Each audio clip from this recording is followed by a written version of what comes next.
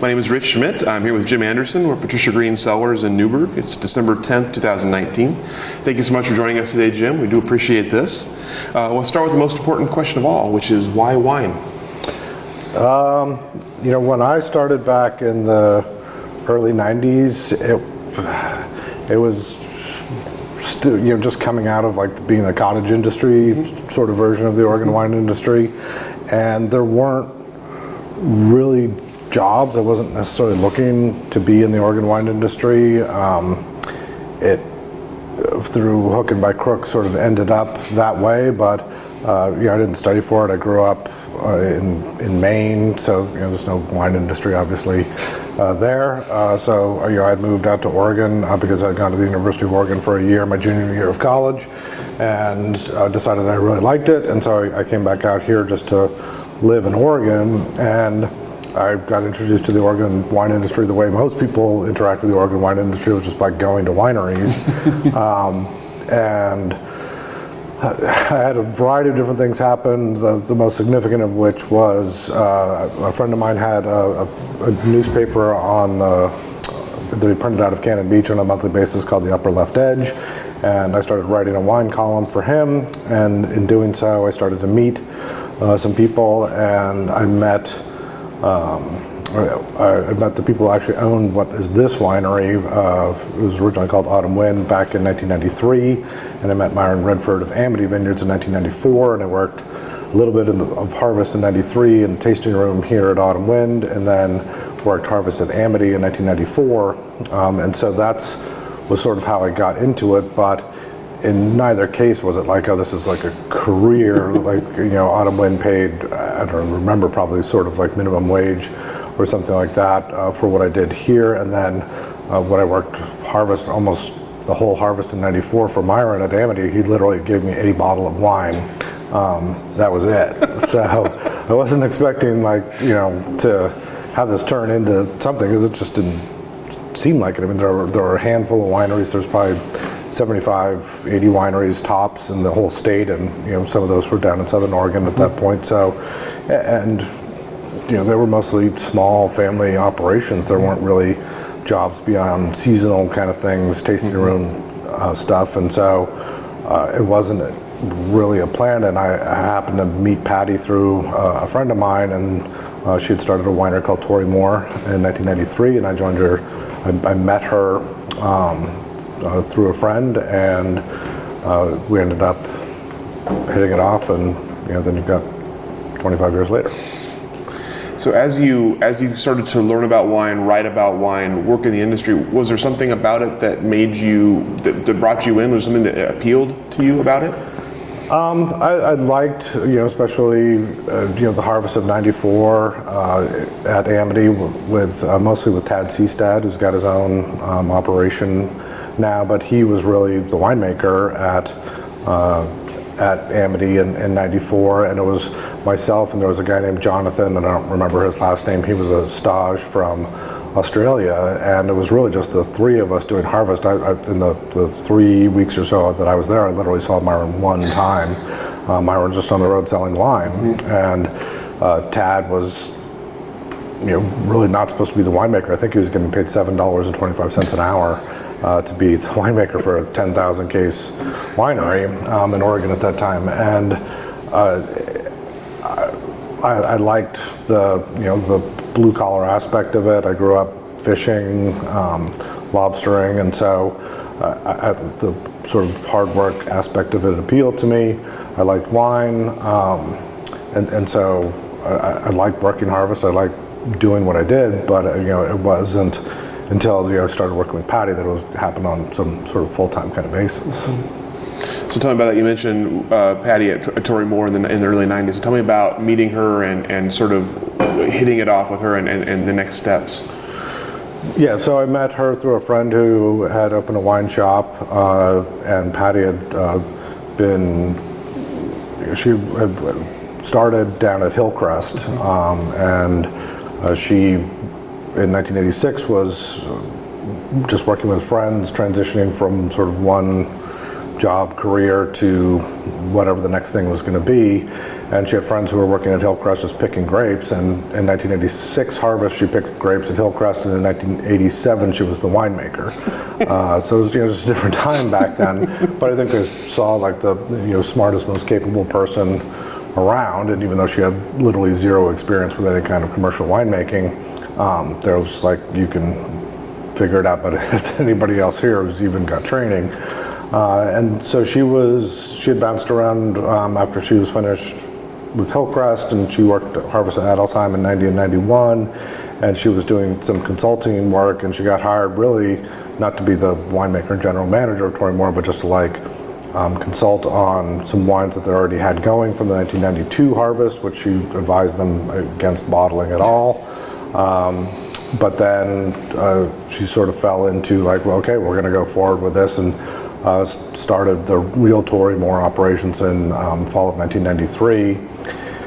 And in the spring of 95, she was delivering wine to this wine shop, and my friend and said, I need help. The owners want to make more wine, and you already have a second job that I do at La Garza, which is 150 miles away, and I'm supposed to account for the wine and deliver, sell wine and make the wine. I just don't, I need somebody to make this go further the way the direction the owners want it to go.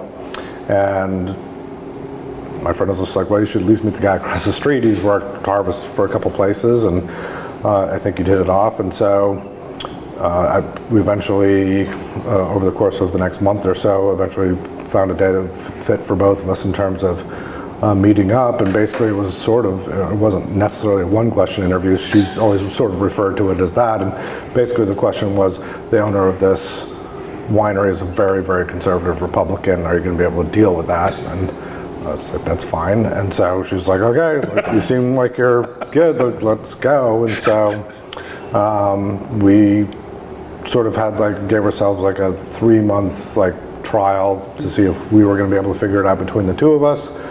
And then we spent the next 5 years trying to make Traymor work. So tell me about that work. Tell me about taking Traymor from its sort of infancy and building it up together.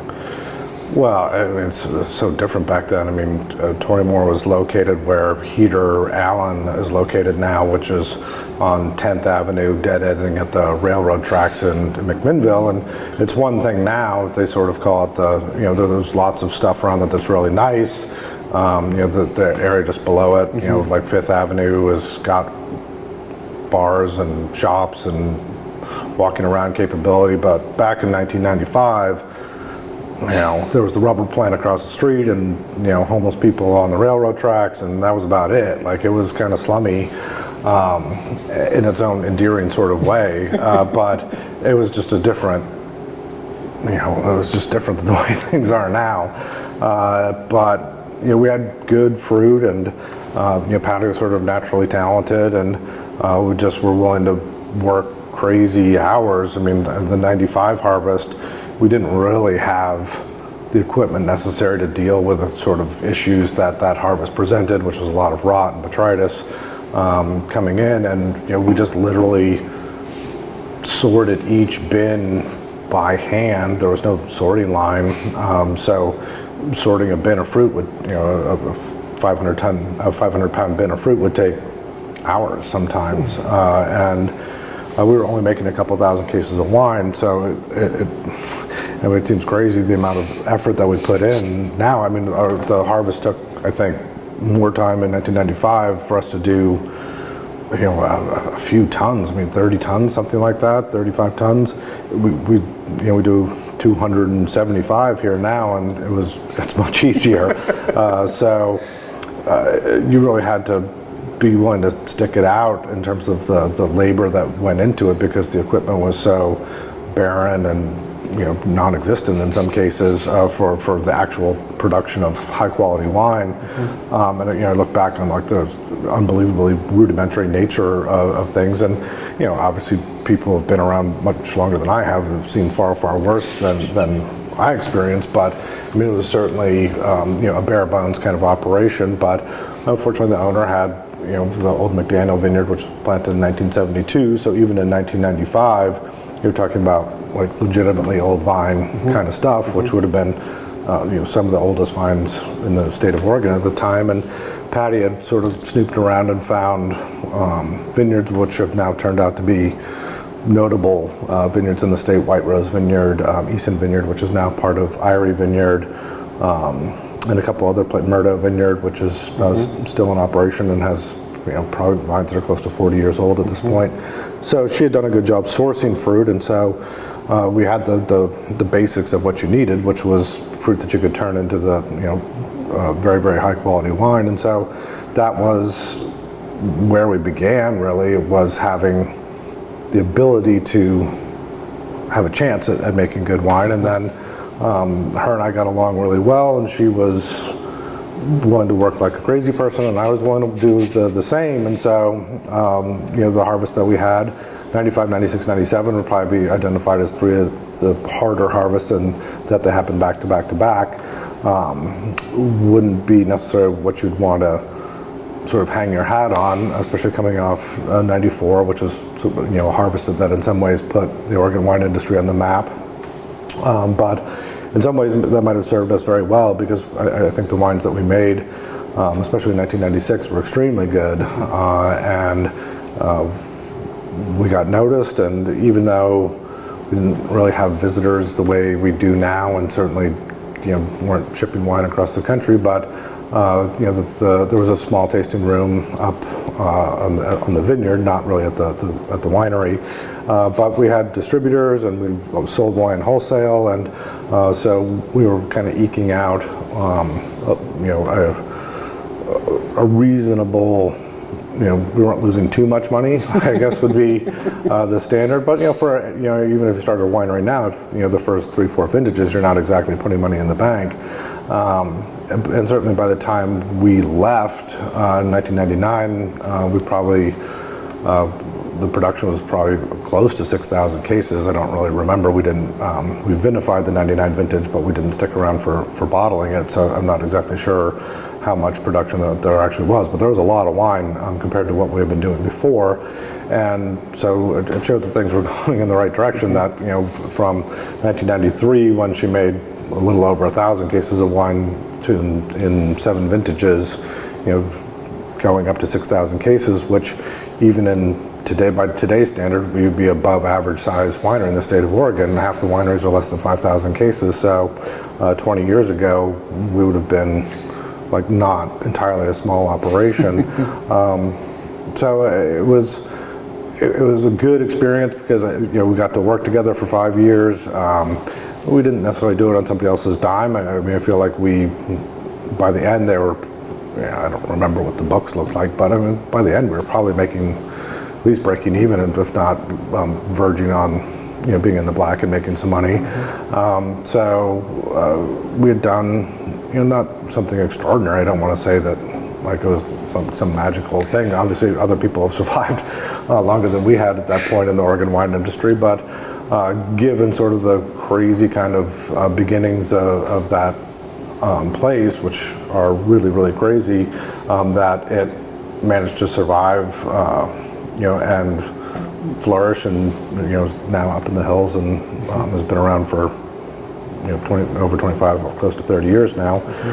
There's a lot to be said for how it began, and so I think that we set them up for success, and in turn we got to try out being together, practice being partners, figuring out what we're going to do as a winery, and that when we left, we had the ability to sort of not only start fresh, but start with a story that backed us up, which in the wine business is important. So before we get to that, I'm curious about, as you started working together, tell me about how you and Patti sort of defined your roles, and what you felt your job at Traymor was.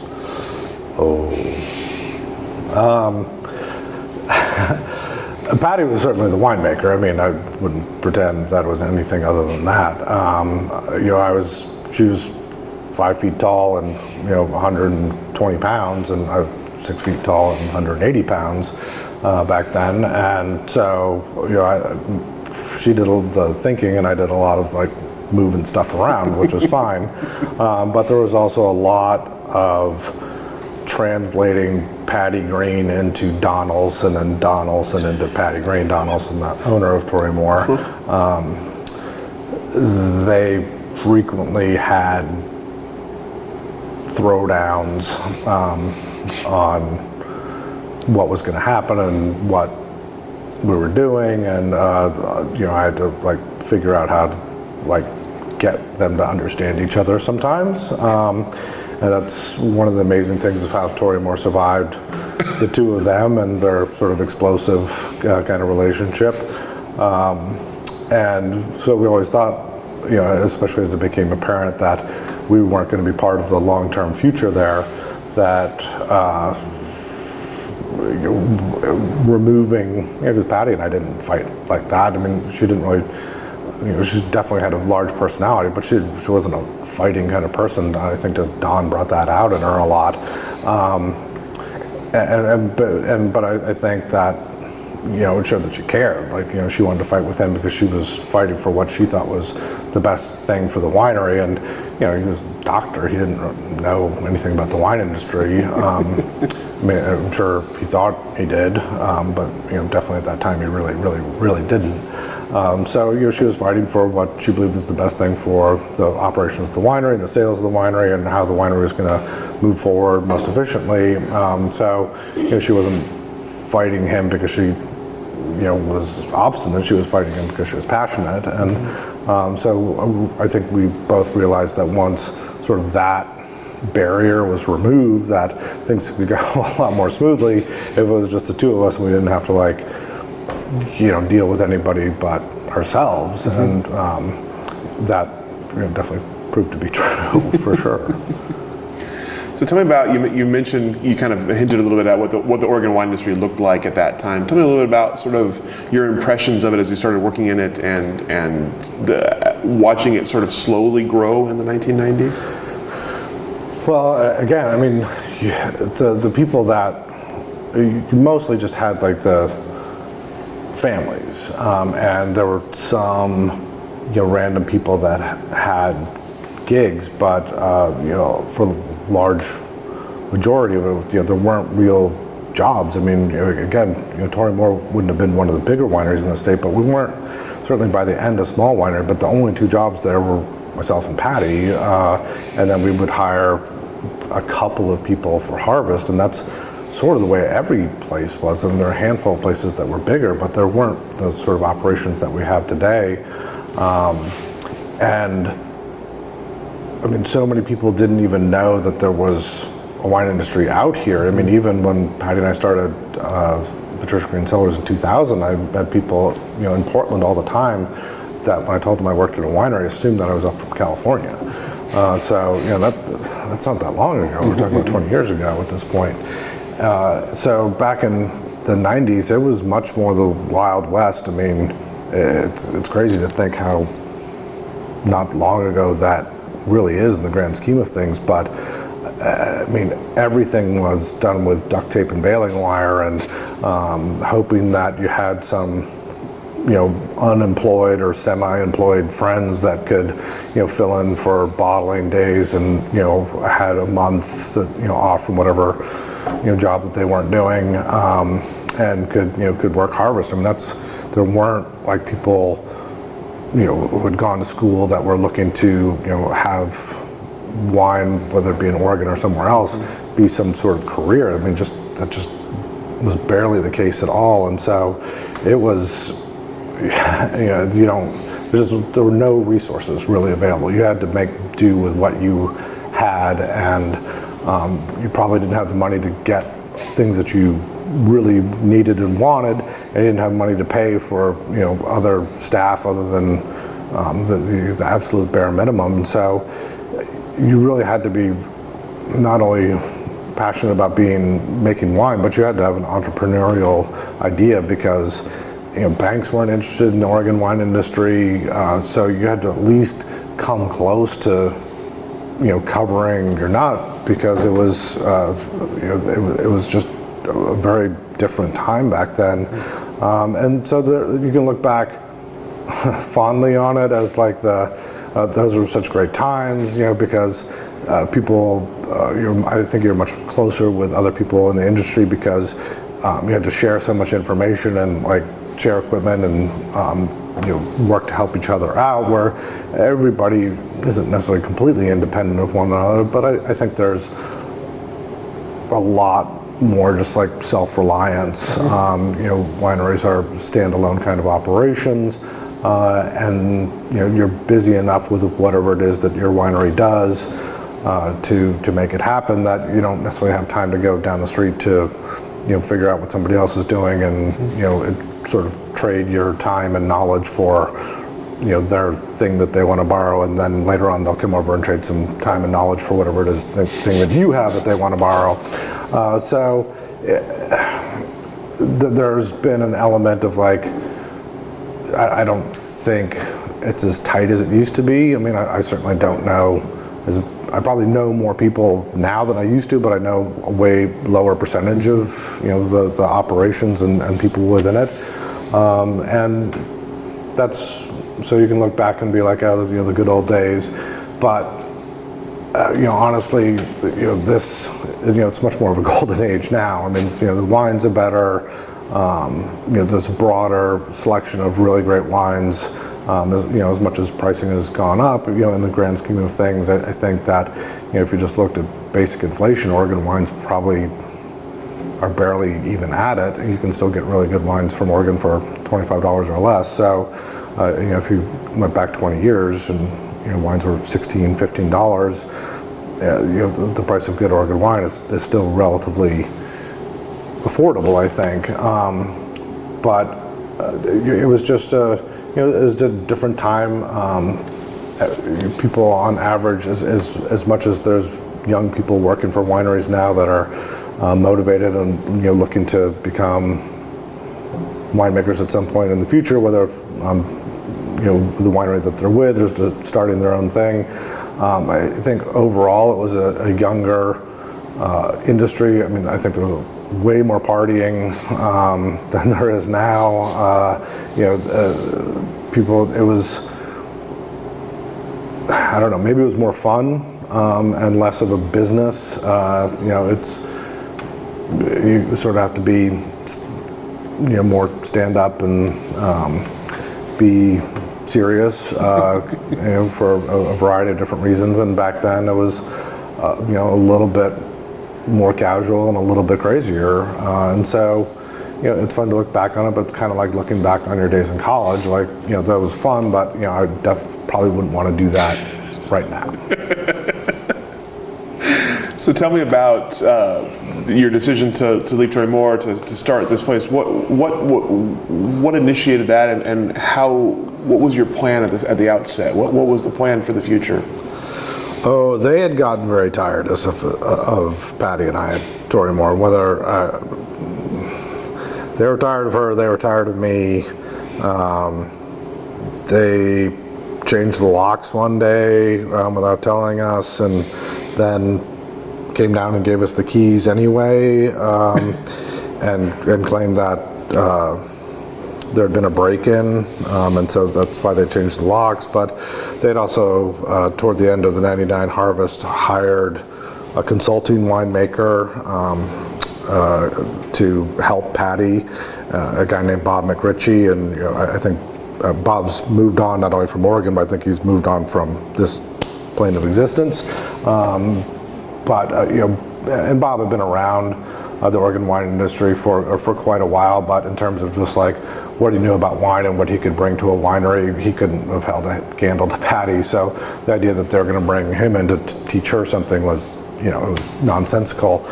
So it was clear that they wanted us to go, and we were definitely at the point where, especially when you get locked out of your place where you're supposed to be showing up to work, we realized it was time for us to figure out something else, and and so we had made the decision that we thought we could do it on our own, and we had relationships, pretty deep relationships with vineyards, and so we could have access to fruit, and so the only two problems were some financing, because again, banks weren't especially fond of dealing with two young upstart people who didn't have any money of their own, who wanted to start a winery, and then an actual physical place to make wine. The Carlton Winemaker Studio didn't exist. I don't even think it was legal to have two wineries under the same roof at that point in Oregon. And so we were kind of flying by the seat of our pants in that we had 5,000, 3 to 4,000 cases worth of fruit available to us, and all these people were sort of assuming that we were going to figure it out and find a home for ourselves within, and this is February, March of 2000, that within 5 or 6 months we were going to have a place to do this. And we had spent a lot of time looking at warehouses, and that's what we just assumed was going to happen. We'll find some, because that's where we had been with Traymor, that we'll just find some industrial place and convert it into a winery. And in early March of 2000, after looking for about a month very unsuccessfully at buildings to do something with, the people, Tom and Wendy Kreutner, who owned Autumn Wind, called me up and said that they had heard that we weren't at Traymor anymore, and they were looking to retire and wanted to know if we were interested in buying the place. And this was a very large change in plans, to going from renting a warehouse where you're going to have some sort of ability to change the nature of that structure to suit the purposes of a winery, to buying a 52-acre piece of land with what was a 20-acre vineyard on it at the time, a house, a winery, a barn, their equipment, all their inventory. It was a much bigger situation than we had before, but it was clearly like the best possible situation you could fall into. In terms of like even the last 20 years, I don't think anything like that has happened since. And so we lucked out. I mean, it's honestly, there's no other way to put it. Even though I worked at Autumn Wind for 12, 18 months, something like that, I didn't have any ongoing relationship with the Kreutners. I didn't see them, I didn't know them, I didn't have anything to do with them. So that the fact that they even knew that we weren't there, I mean, there wasn't the internet really back then in 2000, so it was somehow word of mouth, and they weren't the most heavily connected people, so I don't know where they would have heard it. And just for them to right at that point decide like they needed a change in their lives, right when we needed a change in ours, that happened to intersect in the most crazy possible way, was really serendipitous. And so here we are in what is now the Ribbon Ridge AVA, probably the most well-regarded AVA, certainly the one with the most commonality to the wines, given that it's all marine soil here, and only has maybe 30 vineyards in it and 8 or 9 wineries. We couldn't have asked for, literally, if we'd written down the perfect situation, it would have been laughable to write down what happened to us. I mean, it was crazy. So tell me about that then, the transition into this space and sort of making it into what it became. So we said, yeah, we'll come meet with you, and they wanted to do it, sort of on the DL, because if it didn't work out, they didn't want it to be like, oh, their winery's up for sale.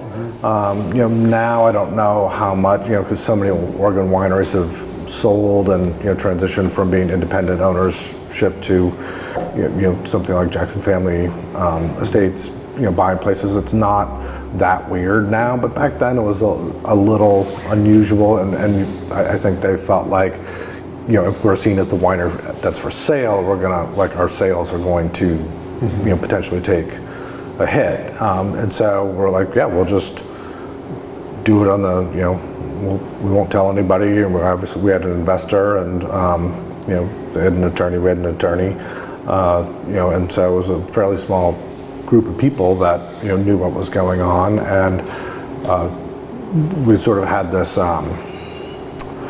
transition period built into it while we got a sales agreement together. And the sales agreement took multiple iterations, mostly of them declining their own sales agreement that their lawyer had drawn up, with us saying yes to every single iteration of the sales agreement and then being like, no, we need to change it. But Patti and I had taken over the operations of Autumn Wind.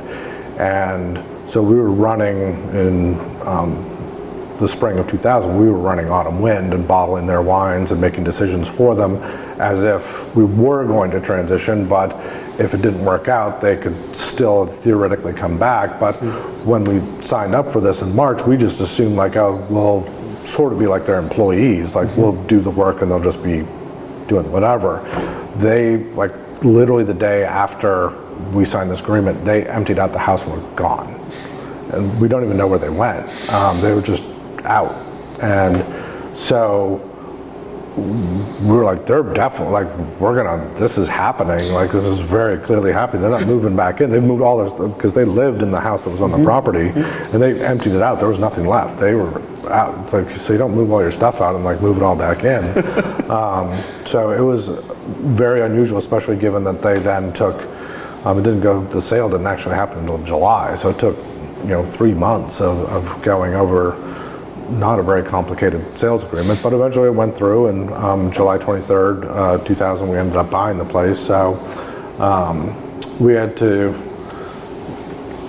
they had been mostly their first vintage was 1987, and from, I'd say 87 through probably 96, they were mostly a Müller-Thurgau and Riesling operation. They're very small. I think their biggest production was like 3,000 cases. They made a little bit of Pinot Noir and a little bit of Chardonnay, and some Pinot Gris and some Sauvignon Blanc. But their main drivers were Müller-Thurgau and Riesling, which is, seems insane now, but that's what it was back then. And then I think in '97 they started to realize that trying to make it on $7 white wine was probably not that great an idea, given your next door neighbor is Beaufrere, who at the time was, along with Drouhin, probably the two most famous wineries in the state of Oregon, both making only Pinot Noir. So they were going through this transition. In '97 they planted about 5 acres of Pinot Noir, and in '98 they planted another 3 acres of Pinot Noir. They had started grafting over some of the whites to Pinot Noir, so they were definitely looking at making this transition from being a winery that catered to a very specific group of people that like mild, slightly sweet white wines to being a Pinot Noir winery. And I never discussed it with them, but I think they realized that this was going to be a potential failure, that even if it worked, it was going to be a grind, it was going to be expensive. They'd have to really change everything. They were like looking at redesigning the label. They're doing lots of different things to like move from who they were to this whole different entity, and that's not an easy thing to do. And I think they're just like, why don't we just take somebody else's money and get out and let them do it. So we walked into a pretty good situation in terms of like where the vineyard was at. The varieties, other than there was still a couple acres of Pinot Gris here, and we don't make Pinot Gris. But we had to suffer through that for a couple of years and sold the Pinot Gris that was here to Chenayan for a couple of years until we managed to have enough time to get to that project and graft it over the Pinot Gris to Pinot Noir in 2000 after the 2002 vintage. There was probably just around 18 acres of Pinot Noir at that time. There was work that needed to be done. We had to take out some of the sections of vineyard for a variety of reasons. We interplanted some of the sections where the rows were really far apart. We filled out spacing, and so now the vineyard's at its sort of maximum size, it's about 30 acres. And until this year, it was 2 acres and change of Sauvignon Blanc and 28 acres or so of Pinot Noir. We're grafting 2 acres. You can tell it's the modern times. We were grafting 2 acres of Pinot Noir over to Chardonnay. and but because we've learned 20 years worth of lessons that there's 2 acres in our vineyard that are much more probably attuned to ripening Chardonnay than they are to ripening Pinot Noir. But what was here was very, just like kind of we talked about, it wasn't quite as bad as what Traymor was like, but there was definitely situations with equipment and vineyard management that were funny when you look back on it, how sort of rinky-dink and it was, and what was here and what needed to be done, and what they knew about vineyard management back then and what we know about vineyard management now, and what we knew about the soils. Traymor was almost uniformly sourcing fruit from the Dundee Hills, so all volcanic soil, and then we get this vineyard, which is this not only marine soil but super talky, very, very fine, like talcum powder topsoil with a subsoil of sandstone. So very, very different type of farming than we had been doing in the Dundee Hills, and different type of winemaking in terms of like what happens with the wines right off the bat. So there was definitely a learning period that went on here. And we had different needs. Their well was only 30 feet deep.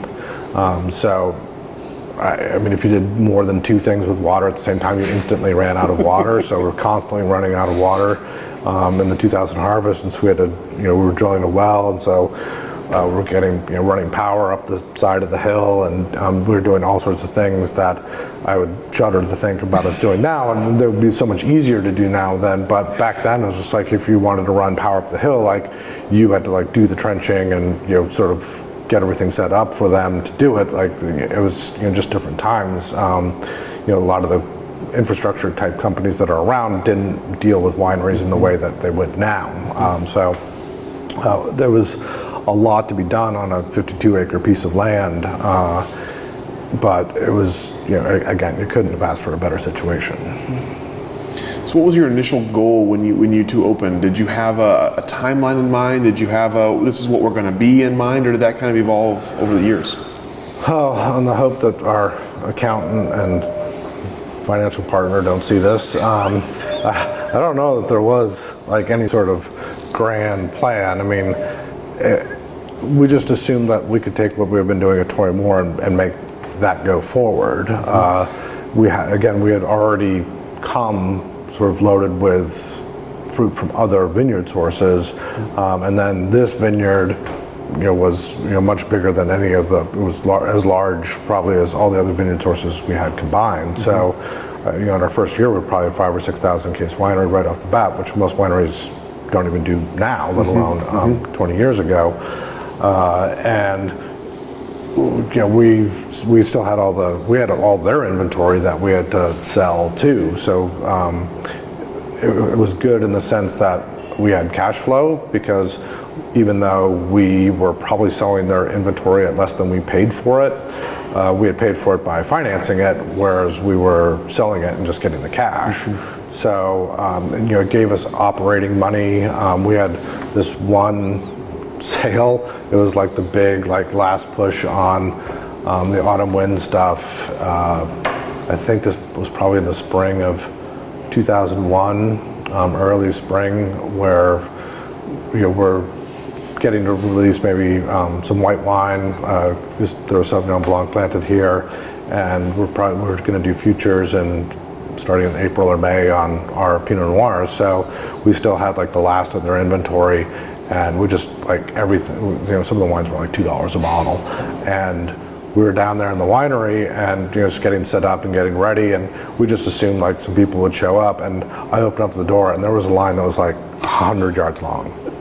And I like slammed the door shut. I was just like, we are not in any way prepared for this. And people were buying like 20, 30, 40 cases at a time because it was so inexpensive.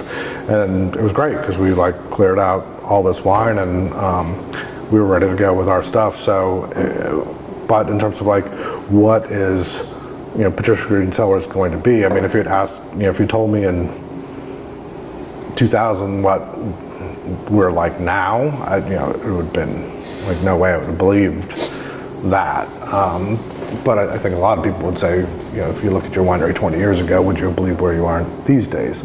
So we've had good fortune and we've worked hard at it. But I think we just wanted to make good wine and operated under the presumption that if we could make good wine at Traymor with sort of the seat of the pants kind of equipment that we had and down by the railroad tracks kind of setting, that we could, if you gave us a place where there were views and it was nice, and there was an actual winery, that we could make certainly as good a wine, presumably better wine, and that we could just continue to sell it, and that we would figure out what direction that took us in. So I don't really remember, I'm not big on projections, and I just don't believe in that kind of stuff, because I feel like as soon as you write it down, it's outdated. But so I don't remember if we had some sort of 5-year plan or something like that. But I think we just assumed we would be able to get good fruit sources, and we had Shea and Balcombe Vineyards, which we still have to this day. We had other vineyards that were either had come with us as well, and we had the knowledge that we were going to get some fruit in a couple years when some other contracts came up. So we just assumed we'll have really good sets of fruit to work with, and we'll make good wine, and we'll be able to sell it. And it's a little bit somewhat naive, but back then it wasn't far from the truth. There were so many fewer wineries then than there are now, that you just figured if you were doing the right thing that you were going to be fine. And so I think that was sort of the plan. And why the decision to just put her name on the winery? That's Traymor's fault. Traymor's got what it says Traymor means on the back label. That is totally fake. Patti wrote that, she basically made it up.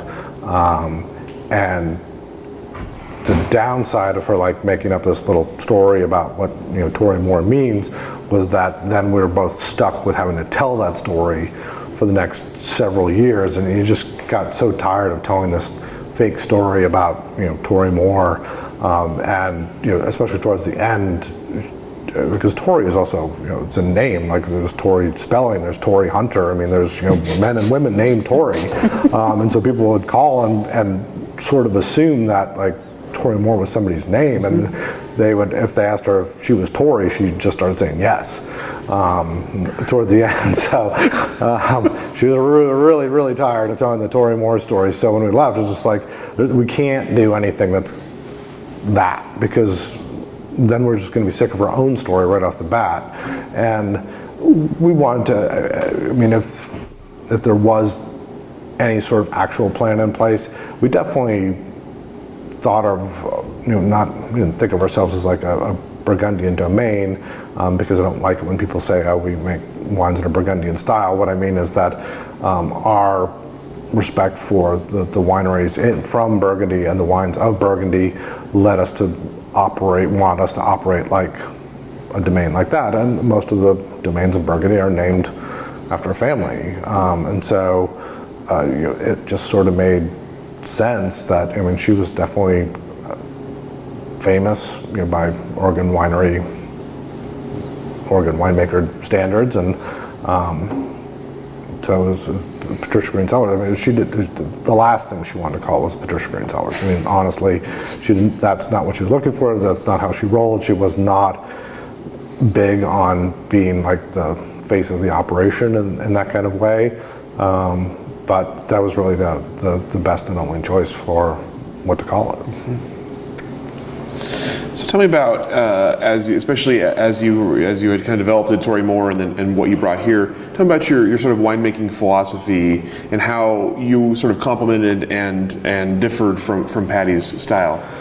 Well, when we came here, it became, we were business partners at that point, and so it was a fairly collaborative operation. It had to be. We had a vineyard manager and a small crew of people that worked in the vineyards, but in terms of winery day-to-day operations, we were again the only two employees. Making wine, we sold and delivered our own wine wholesale here in Oregon, and then we recruited distributors and worked with them and went on trips and sold wine. So we both had to know like the ins and outs of the winemaking, because there were times that I was here and she wasn't here, and there were times that she was here and I wasn't here.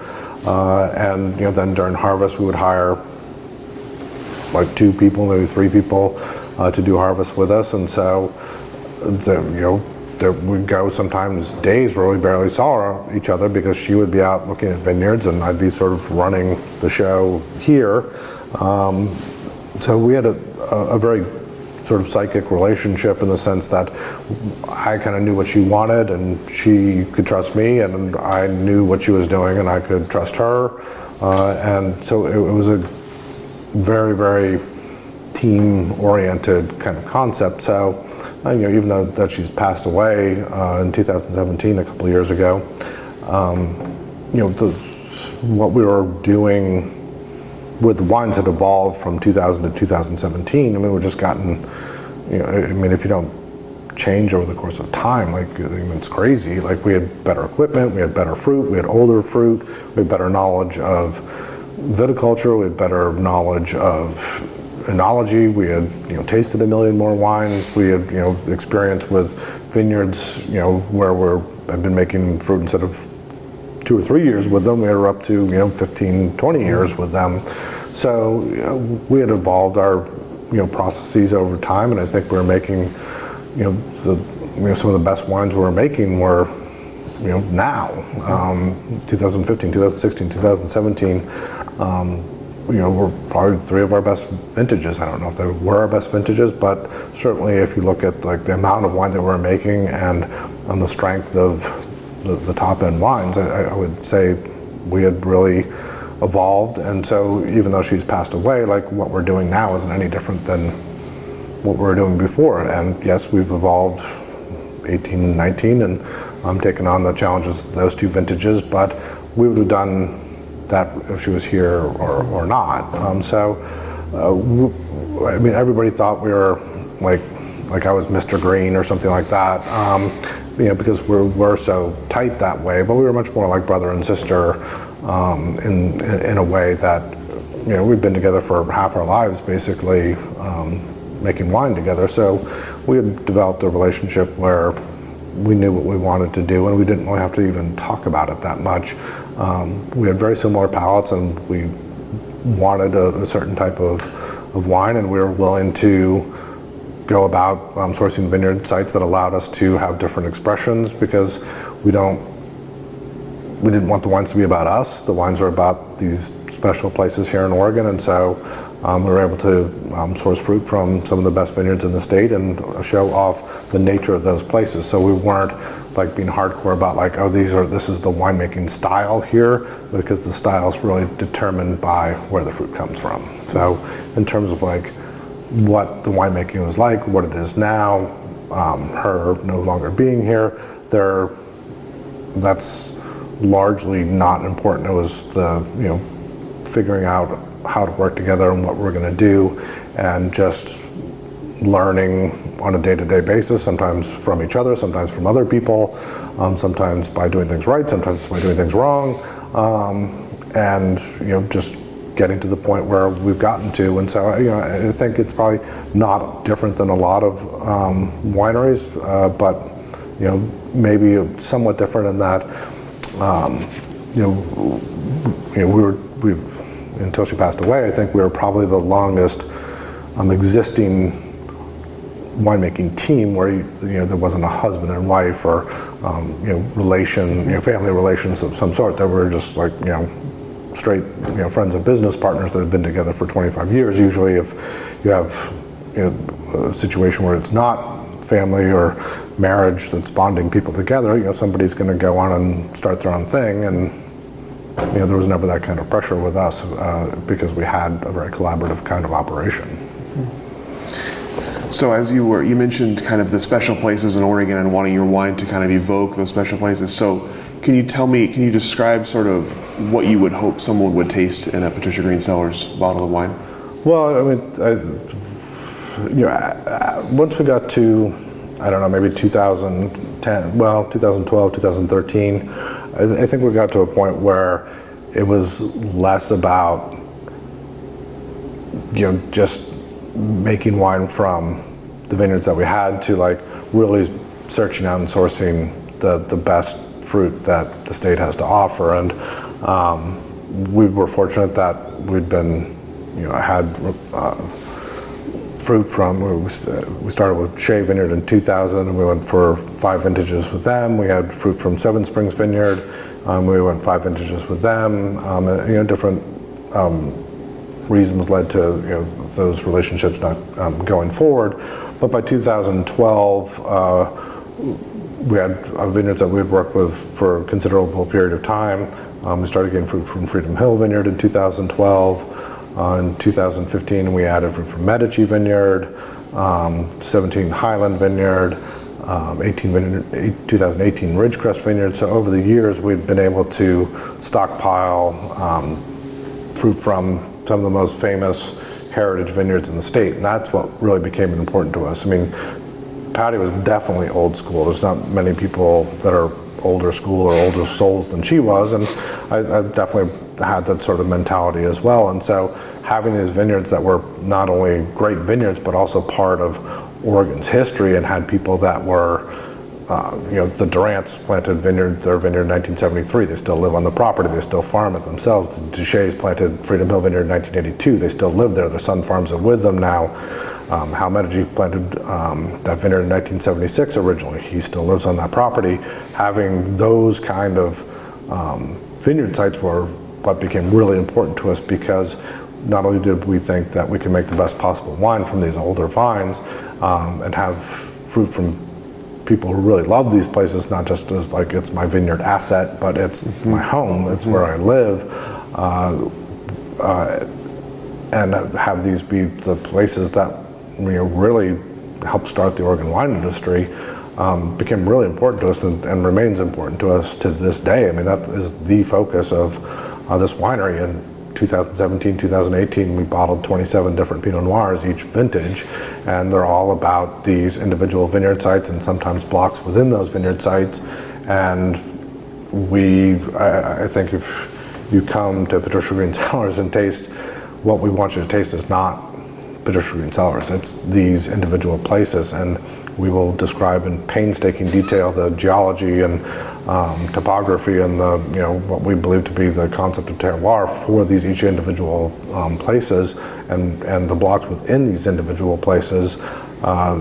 And so we want you to, what the takeaway is that Pinot Noir from Oregon has the ability to show the character of the individual site, as perhaps as well as any place on earth other than Burgundy. And if you go about approaching it with that mentality, you can bring that out. So we have wines that range from delicate and red fruited and silky to wines that are dark and dense and incredibly structured. And it's all based upon what the fruit is telling us, what the land is about, what the flora and the fauna and everything that makes up that vineyard site. Will predetermine what the nature of those wines are like because of where they grow. So you mentioned losing Patti in 2017. Tell me about sort of the aftermath of that for yourself personally, and if you thought that Patricia Green Cellars would go on after her. I mean, it's not like you ever think about like the other person dying in your life. I've been fortunate that I don't have an extended family. The only person who I'd say was really, really close to me, was my father, who passed away. So I hadn't dealt with it a lot, especially for somebody, late 40s, early 50s, to like have so few people pass away is, pretty unusual. Probably, maybe fortunate, maybe not. So I didn't have a lot of, resources to go on. I'm like, oh, this is how you deal with losing somebody really close to you from an emotional standpoint, let alone, what do you do with the business aspect? We haven't really talked about it, but I mean, if I had passed away, I'm sure Patti would have had the ability to run the place with the people that we have without me, and much the way I think she probably expected that I could do it without her. Probably maybe more difficult from that angle, given that the face of the franchise is gone. But if you look at other wineries, but you name the business where the person's name is attached to it, and that person moves on or passes away, like there have been businesses that have survived and thrived after that, and so you have to just keep going with that. And we've tried to, honor. We have this painting right behind, in front of me, that had been done years and years ago, and we sort of built this whole tasting room around it. We did a Patti memorial bottling, so we try to make sure that people understand that we're honoring her past by going forward and having things, but we also make a very concerted and careful effort to ensure that people understand we're not trying to like profit off of her passing.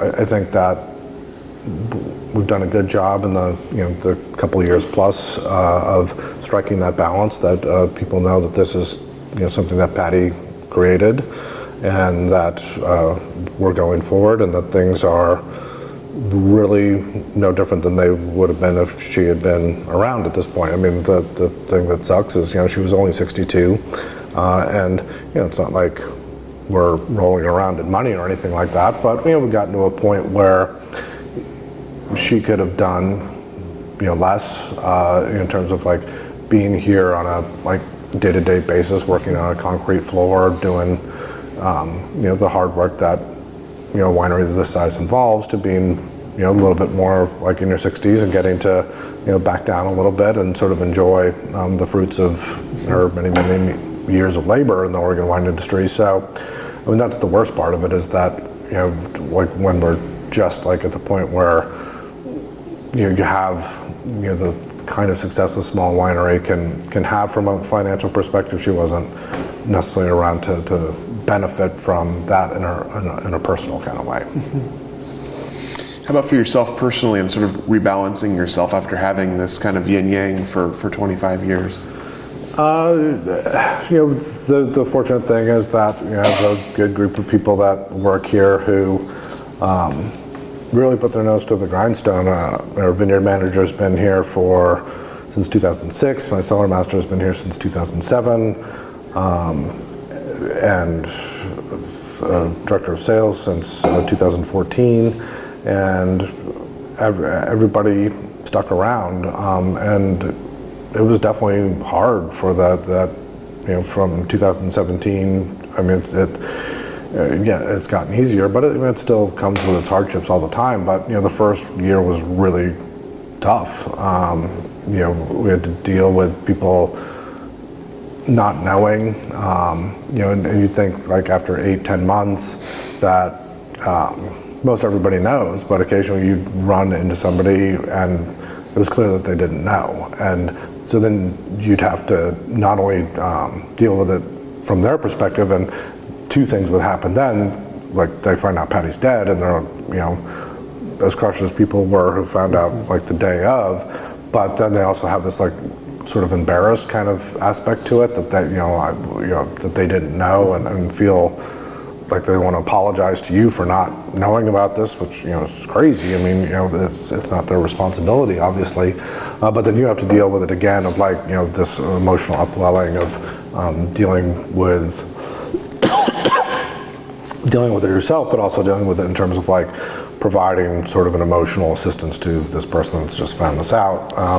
So there was that. We were under construction both in the winery and up here at the house. And it was hard, but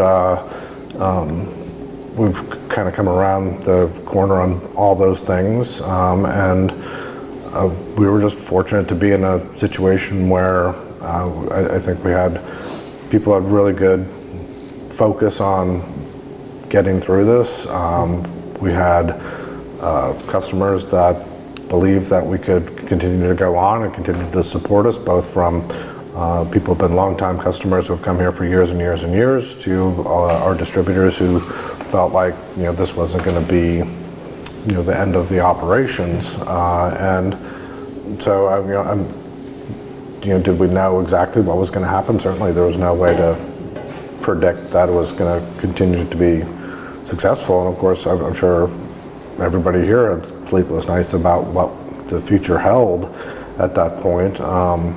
And I think the people here are extremely talented people and could easily get other jobs at other wineries should they have wanted them, and I'm sure there would have been easier opportunities had people chosen to go on somewhere else because they didn't want to like sort of fight the fight that was impending, but people stuck it out, and so I'm not going to say that we're better off for it, because we're not.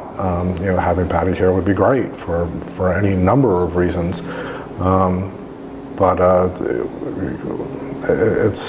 it's no different, I guess, than somebody else dying in your family, or ultimately you have to figure out how to like sally forth and put things in the past, even if there's repercussions, on a everyday basis. You can't let it get to you, all the time. After a certain period of time, you've got to like figure out how to make that something that's in your past, and not something that's always in your present. Mm-hmm.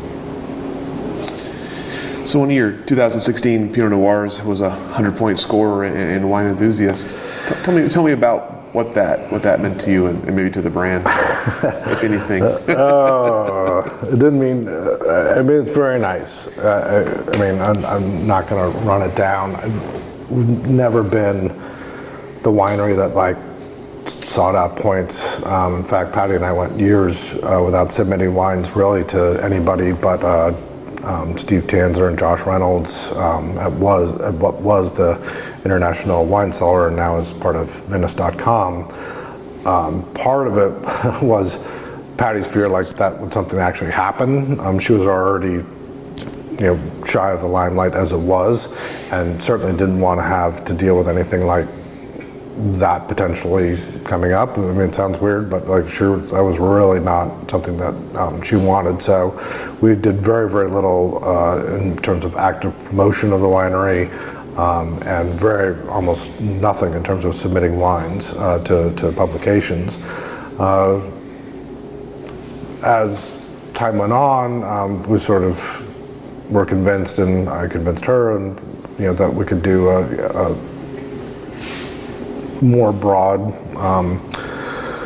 sampling of stuff, and we also had people contact us wanting to sample the wines, one of whom was Paul Gregut, and Paul's written about Northwest wines for probably longer than anybody, period. Mm-hmm.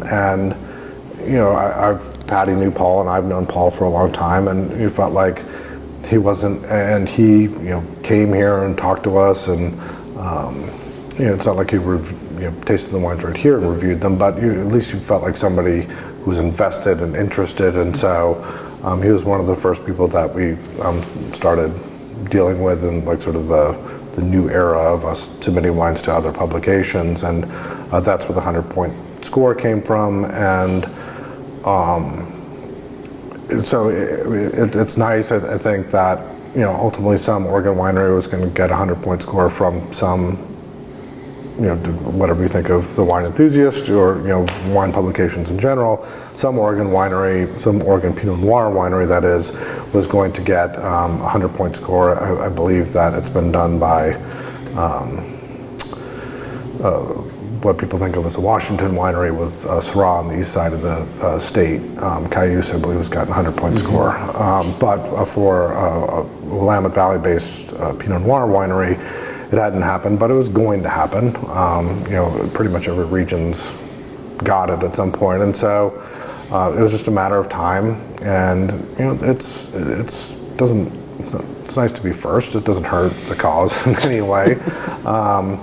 But it's I don't know. It's not something I am super comfortable talking about because if all my public statements about points and wine reviewing and stuff like that were actually made, written down somewhere, and I'd look pretty bad in terms of like being grandiose about it. I think it's nice to talk about it. It's nice to have the recognition. But for me, it's more again because that wine was a very small block in this vineyard again. So that's the vineyard at work. What we did with that wine was just nurse it along.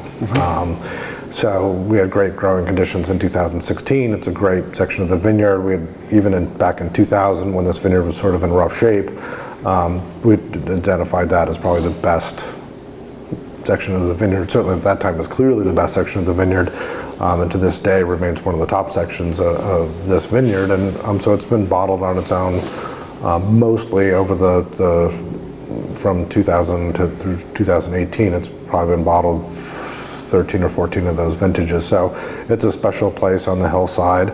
But again, it comes down to the 100-point score. To me, is much more about a recognition of Oregon as a place that can do it. Ribbon Ridge is a place that is a very special place for Pinot Noir, and that this vineyard, and specifically that section of the vineyard, has this upper end level to it that is, world class. So it's not about myself or about Patti. It's about Oregon in this place. So that's what I talk about. It's not winemaking. It's place. Did you find that perceptions of you changed, of the place changed after that? I don't know. I mean, people ask us about it, but the people who were already buying that wine were buying it. I mean, we made a very small amount. It's only an acre, maybe an acre and a little bit in size. We'd already sold it before the score came out, because we already have a customer list that likes that wine and buys it. So it wasn't anything that we used to sell that wine with, because it was already gone. So in terms of what our customers are, we don't have I'd say our customer base is a pretty laid back group for the most part. I don't think we have score chasers and type A sort of personalities for the most part. I don't think that's really who comes here on the regular and has been buying our wines for a long time. I think the people that are our core are people who really like our wines, like Patti, like me, like the story behind the place, like what we've done with it over the years, and that's where our bread and butter is. And so, like out in the national world, where people don't, you don't have as tight a relationship with people locally, it doesn't hurt to be able to have that as something that people at least know about, even if they have no really idea who you are, what those wines are, or, specifically if you've even never had any vintage of that particular bottling. The idea that you bring some sort of credibility to the table just because of that is fine. It's making selling wine is not easy. There's a lot more wine than there used to be in the world. There's a lot more good wine than there used to be in the world. There's a lot more Oregon wineries. There's a lot more Pinot Noir made from all over the planet. And so, how do you differentiate yourself in Dayton, Ohio, from one of the other Oregon wineries, California wineries, Burgundian wineries, New Zealand wineries, Australian wineries making Pinot Noir? So having something that somebody doesn't really know who you are they can latch onto and grasp from an intellectual perspective is helpful. So you talked earlier about how the sign of the times, taking out some Pinot Noir and putting in some Chardonnay here. Tell me about where Patricia Green Cellars is now, and what you see as you look into the future now that you've kind of got your feet back under you. We're, like I said before, it's about heritage vineyards, old vines, the best places that we can amass, and just in this vineyard, we had decided that there was this one block that Patti and I had planted it in 2000, and it was always good, but never sort of rose to certainly the highest highs of other blocks in the vineyard, but it never even got to the middle highs of some of the good solid blocks in the vineyard. It was usually stuff that went into not even our estate bottling, but into our Willamette Valley bottling. And then,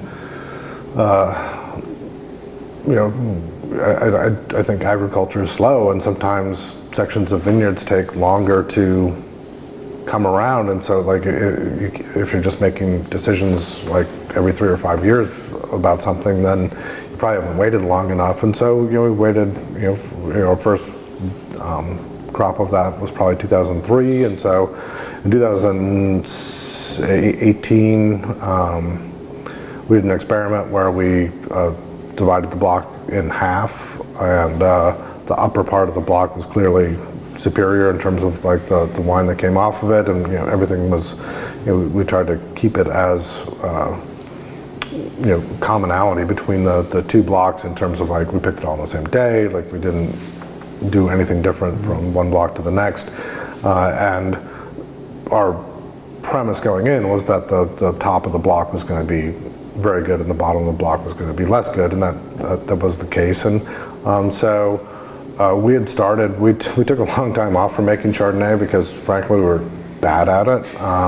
Patti used to call it pardonnay, as in pardon me, there's this white wine here. And I was always like, it's probably not a good idea to approach making something if your idea is that you're going to call it pardonnay.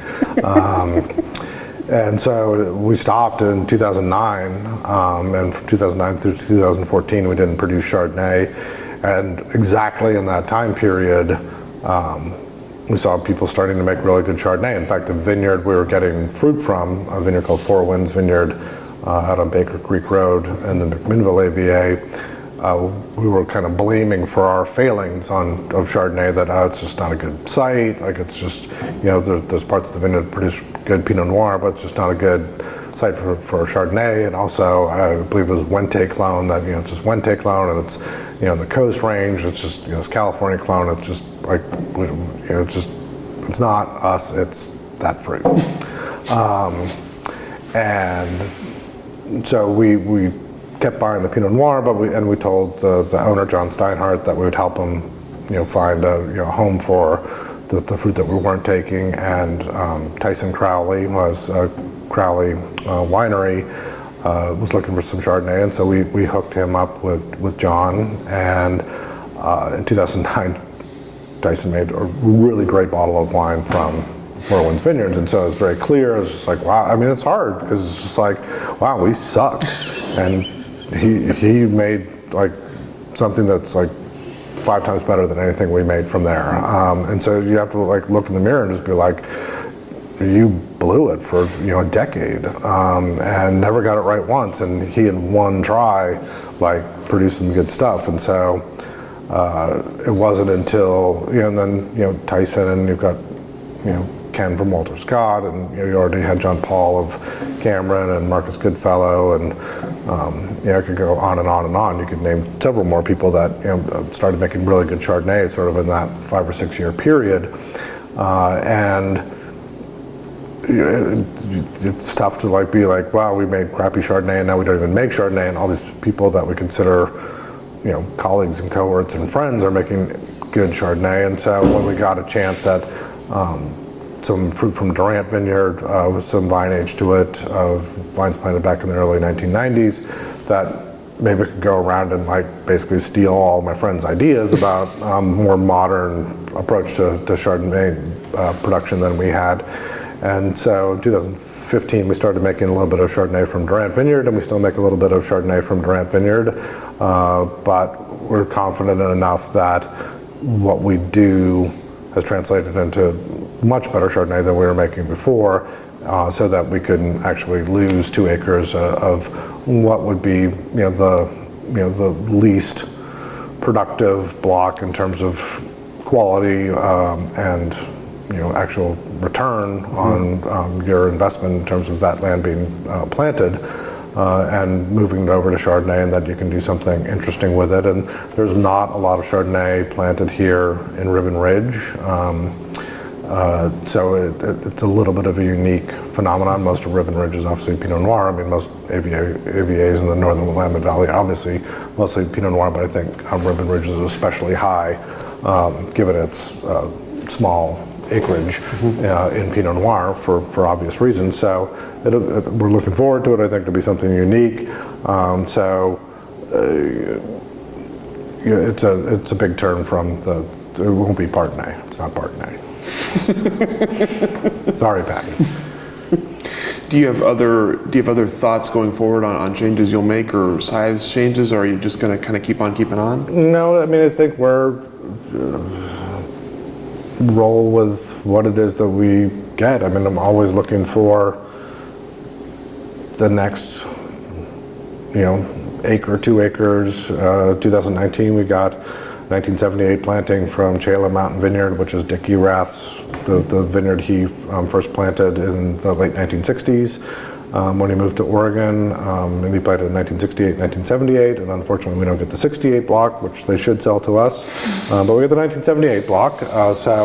That's another historical thing that dropped into our lap, and so anytime I can sniff around and find something like that, I think that's where we excel, is with these older parcels of vineyards. So if people are out there and you've got a famous old vineyard, give me a call, and because that's what we do. So, I think we're, in terms of where the vineyard is at, there isn't any more vineyard to plant on this property. In terms of where the winery is at, there isn't any more wine that really can be effectively made in that building.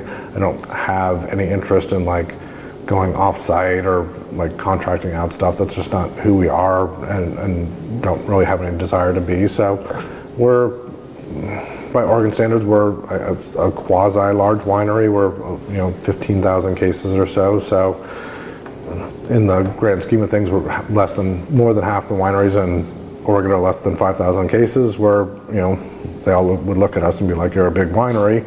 But I feel like we still run it like a small winery. I still think we run it like a family-style operation. It's not they can all escape. They're not usually your family are beholden and you can't leave. They can all leave if they want.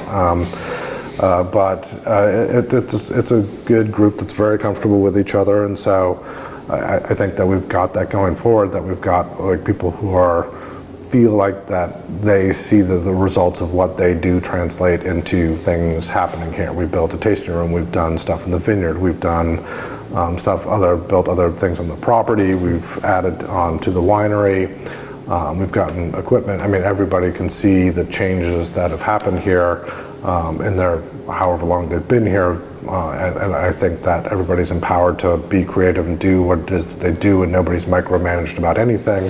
And so I think it's a good way to run a business if you get motivated and talented people, that you can have a situation where everybody feels like their work actually does translate into things getting better, things being nicer, things being more interesting, and really setting out to be as strong a winery as there is from every single perspective that you can think of in the state. And so I think we have, hopefully, people who are going to be interested in staying around for a long time.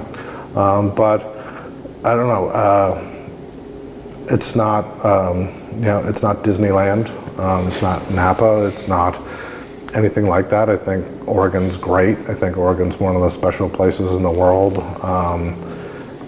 And that, the people who come here, I hope they take away from it that it's not just it's pretty and it's got wine in it. It's a unique place in that, because we make wines in place and other wineries invested in making wines that really show off what Oregon is about, that when you come here, if you're coming from Florida or North Carolina or Texas or wherever it is that you're coming from, you get a greater sense of why the wines the way they are because of the places that you see and the places that you go to. And I think they're not every place in the world is like that. I think there's a handful of places where being there really changes your perception of what those wines are. And I think Oregon's one of those places. So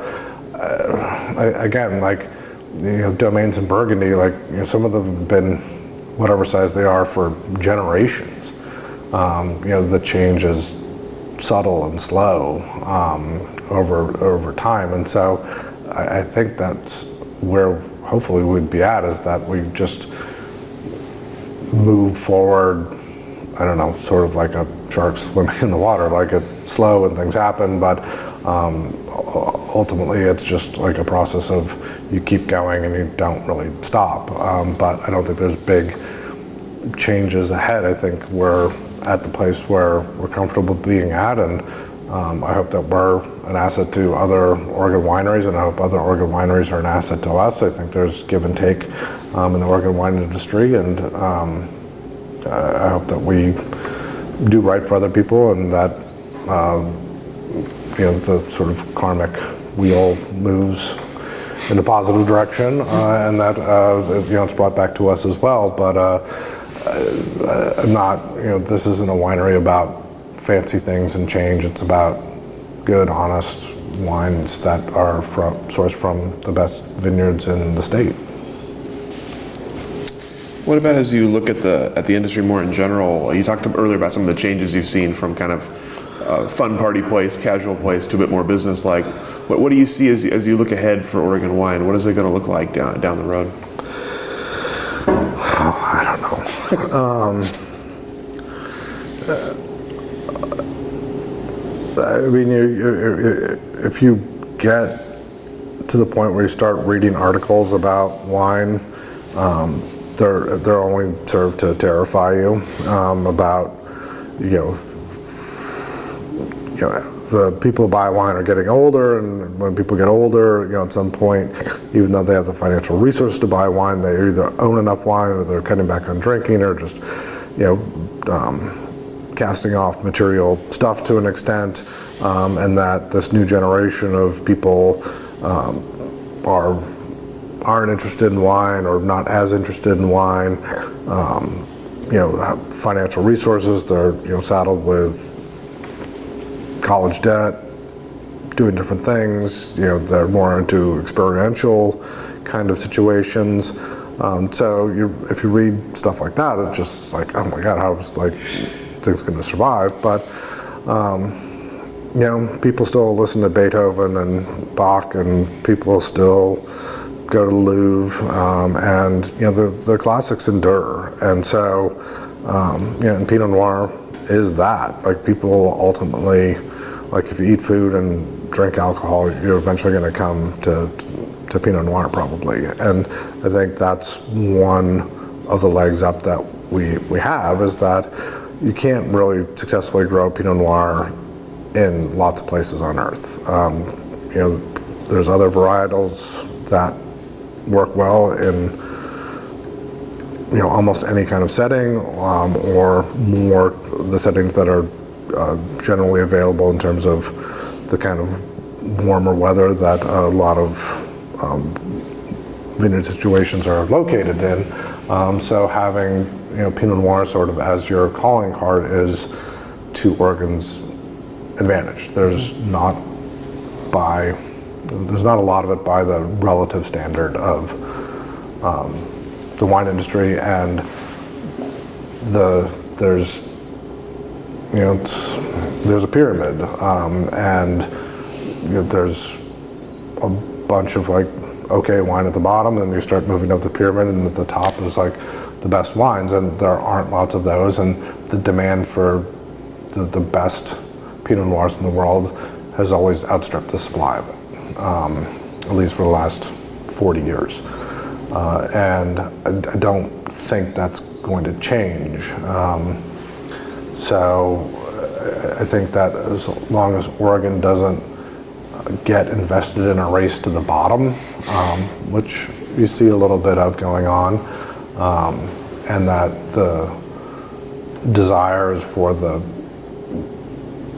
majority of Oregon wineries to try to produce not the most wine, but the best wine that they possibly can. I think that the Oregon wine industry will be fine. Oregon's a unique place, and in terms of what people want to come and see, if people do want experiences, Oregon has that in so many different ways, and I think we're going to be fine. So if you met someone who wanted to join the Oregon wine industry tomorrow, what would your words of wisdom to them be? Well, I mean, what do you want to do? If there's room for a lot of people. I mean, not everybody wants to be a winemaker. There's more people here at this winery that sell wine than make wine. So there's room for lots of people with lots of different skill sets other than just making wine.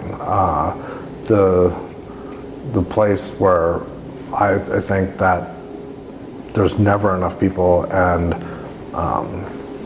there's always room for somebody smart and invested is in agriculture. And in America, we always think agriculture means not white people. But there's so much to know about agriculture, and there's so much to be done, and there's so many vineyards that have gone in that there really isn't, there aren't enough people to do the work from an adequate standpoint. I see it in vineyards all the time where I know that they just don't have the people power resources, and so if you're willing to work outside and willing to work with a diverse culture of people, agriculture is probably the most surefire way to always have a job in the wine industry, be it in Oregon or pretty much anywhere. That's what I would say, but it's not the sexiest part of the job, that is for sure. It is the back of the house of the Oregon wine industry, of the wine industry in general, but it's where it all starts. And so everybody needs it, and everybody needs skilled people, highly qualified people, and you'd be surprised at what it pays. My vineyard manager does quite well. And anybody who's skilled mechanically, can drive tractor, knows agriculture, you can do very, very well. So that would be my suggestion, but people want to make wine and people want to express their passions that way, and I get it. I'm fortunate that I ended up in a situation where I get to do what it is that I want to do, but for the most part, winemaking isn't what people think it is from the outside. It's it's more of a grind, and there's a lot of give and take in what happens in your life if you become a full-time winemaker for a winery of any notable size. You're gonna have some trade-offs. So it's what you want out of your life, but I think at this point the Oregon wine industry is big enough that it offers a wide variety of opportunities for a lot of different skill sets, from selling wine to growing vines to making wine to or the other thing, just become mechanically inclined. Believe me, there are not enough people who know how to work on presses, bottling lines, labeling lines, pumps. There's every single winery is almost dependent upon their own abilities as far as being an electrician, a plumber, a bottling line expert, and anybody who's started a business that were competent could make a ton of money fixing other people's equipment. Seriously. But again, not sexy, but back of the house. But it certainly, you'd see a lot of different Oregon wineries if you know how to fix everybody's bottling line and labeling line. You get lots of phone calls. All the questions that I have for you today, is there anything we didn't cover that we should have covered? Anything I didn't ask that I should have asked? I don't know. I think this is good cross-section of what Patricia Green Cellars is, and some talk about Patti. I think you did an interview with Patti. We have one in our archive. Yeah. We did not interview her, unfortunately, ourselves, but we do have one in our collection. Okay, so It's too bad. She would have been funnier than I was. At least she would have amused herself. She laughed a lot. You could always tell where she was, even though she was really short. You could always find her in a crowd because she had that cackle.